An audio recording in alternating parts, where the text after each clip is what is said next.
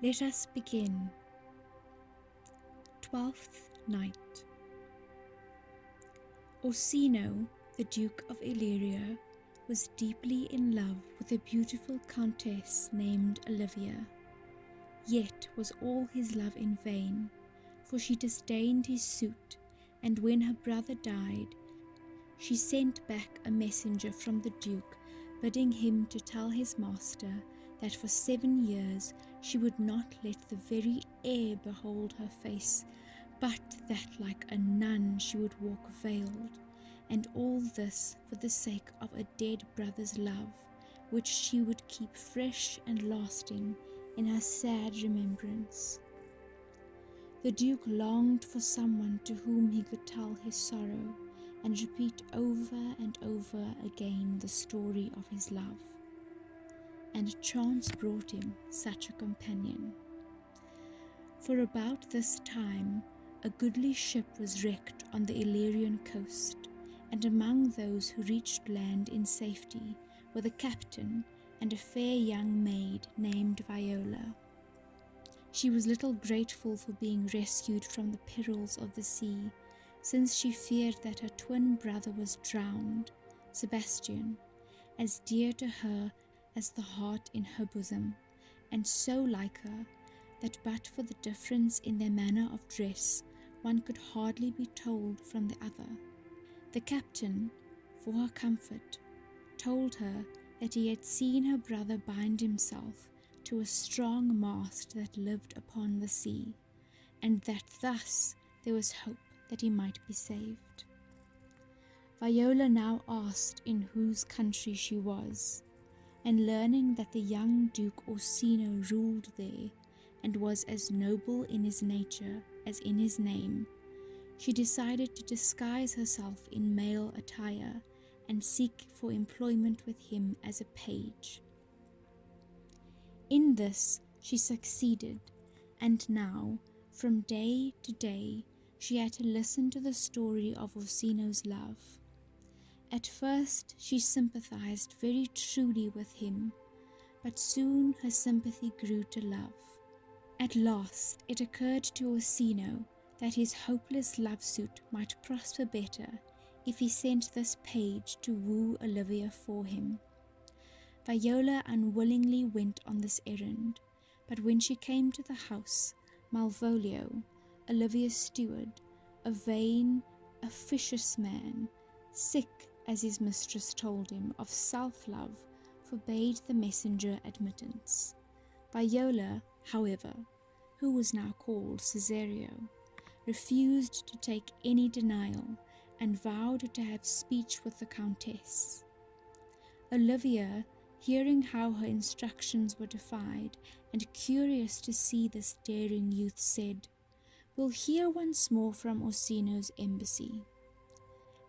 When Viola was admitted to her presence, and the servants had been sent away, she listened patiently to the reproaches which this bold messenger from the Duke poured upon her, and listening, she fell in love with the supposed Cesario, and when Cesario had gone, Olivia longed to send some love token after him. So, calling Malvolio, she bade him follow the boy. "He left this ring behind him," she said, taking one from her finger. "Tell him I will none of it." Malvolio did as he was bid, and then Viola, who of course knew perfectly well that she had left no ring behind her, saw with a woman's quickness that Olivia loved her. Then she went back to the Duke, very sad at heart for her lover, and for Olivia, and for herself. It was but cold comfort she could give Orsino, who now sought to ease the pangs of despised love by listening to sweet music, while Cesario stood by his side. "Ah," said the Duke to his page that night, "you too have been in love." "A little," answered Viola. "What kind of woman is it?" he asked. "Of your complexion," she answered. "What years?" was his next question. To this came the pretty answer, "About your years, my lord." "Too old, by heaven!" cried the Duke. "Let still the woman take an elder than herself." And Viola very meekly said, "I think it well, my lord."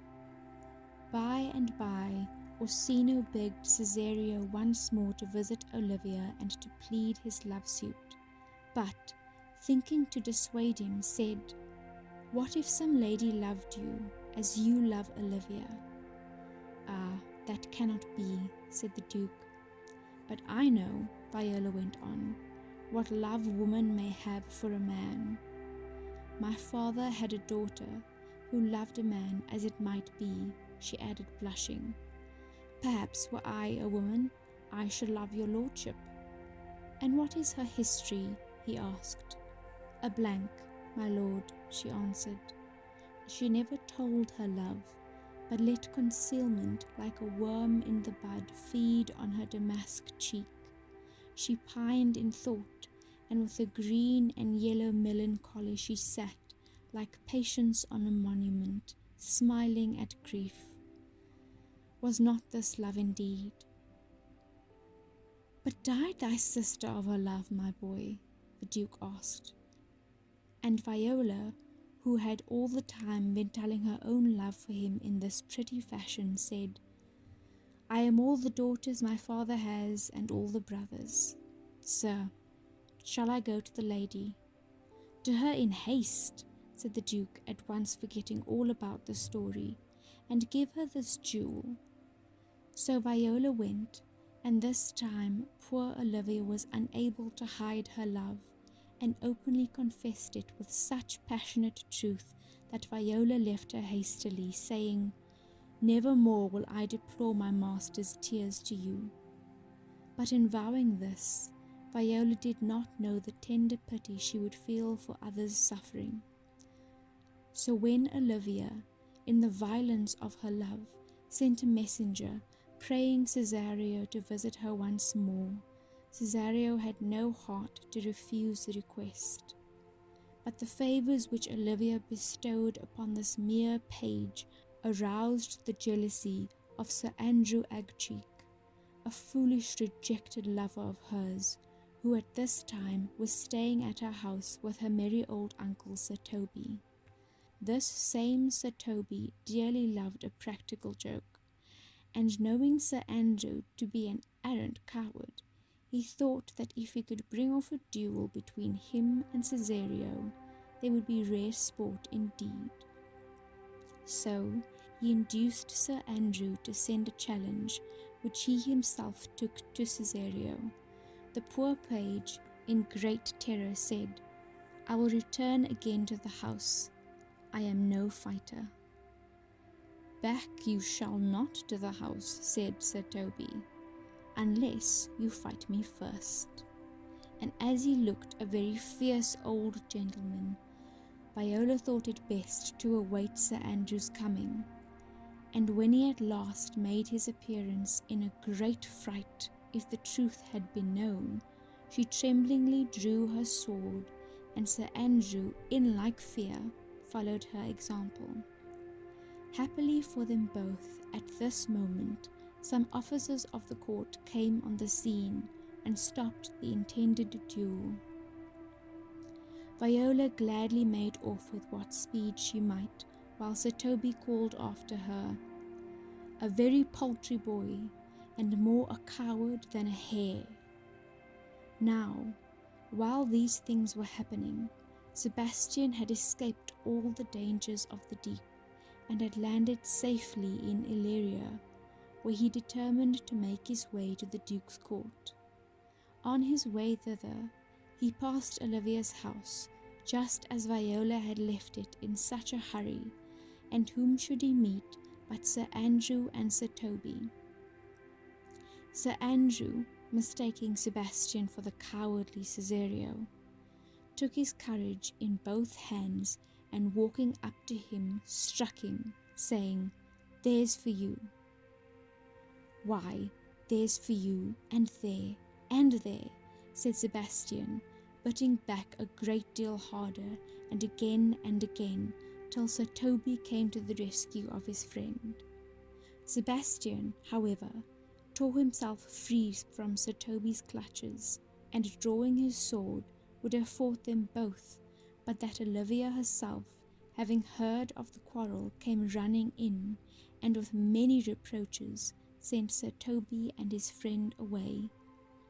Then, turning to Sebastian, whom she too thought to be Cesario, she besought him with many a pretty speech to come into the house with her. Sebastian, half dazed and all delighted with her beauty and grace, readily consented, and that very day, so great was Olivia's haste, they were married before she had discovered that he was not Cesario, or Sebastian was quite certain whether or not he was in a dream. Meanwhile, Orsino, hearing how ill Cesario sped with Olivia, visited her himself, taking Cesario with him.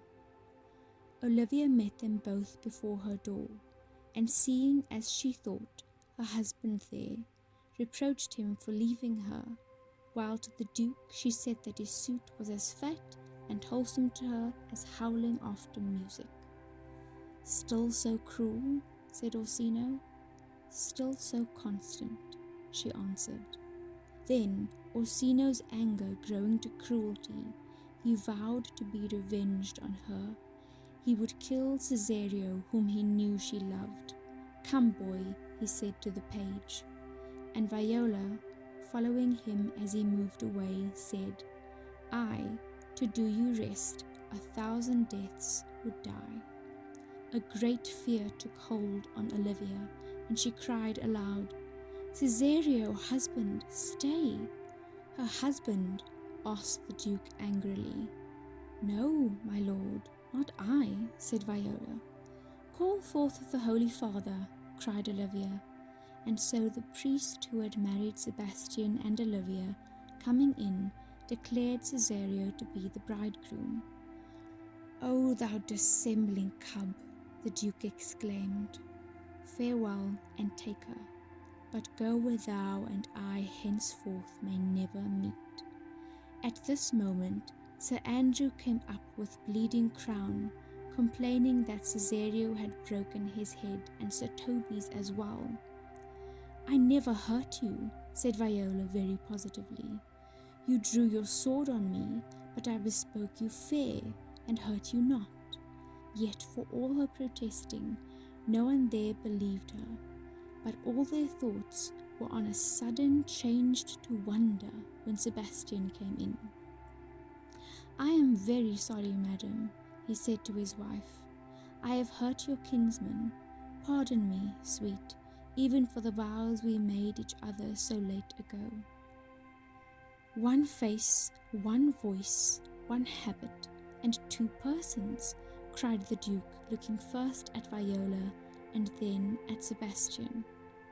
"An apple cleft in 2, said one who knew Sebastian, "is not more twin than these 2 creatures. Which is Sebastian?" "I never had a brother," said Sebastian.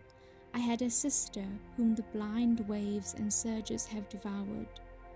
"Were you a woman," he said to Viola, "I should let my tears fall upon your cheek and say, 'Thrice welcome, drowned Viola.'" Then Viola, rejoicing to see her dear brother alive, confessed that she was indeed his sister. As she spoke, Orsino felt the pity that is akin to love. "Boy," he said, "thou hast said to me 1,000 times, thou never shouldst love woman like to me." "And all those sayings will I overswear," Viola replied, "and all those swearings keep true." "Give me thy hand," Orsino cried in gladness. "Thou shalt be my wife, and my fancy's queen." Thus was the gentle Viola made happy, while Olivia found in Sebastian a constant lover and a good husband, and he in her a true and loving wife. And that is that.